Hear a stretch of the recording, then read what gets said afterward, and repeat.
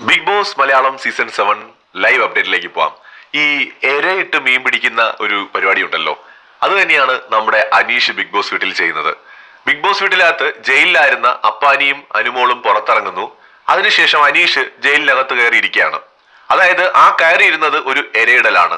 അനീഷിന് നന്നായിട്ട് അറിയാം, ഇതിനകത്ത് താൻ കയറിയിരിക്കുന്നത് കണ്ടു കഴിഞ്ഞാൽ അപ്പാനിയും അനുമോളും വന്ന് തന്നെ ഇതിനകത്തിട്ട് കെട്ടിയിടുകയോ ലോക്ക് ചെയ്തിടുകയോ ഒക്കെ ചെയ്യുമെന്ന്.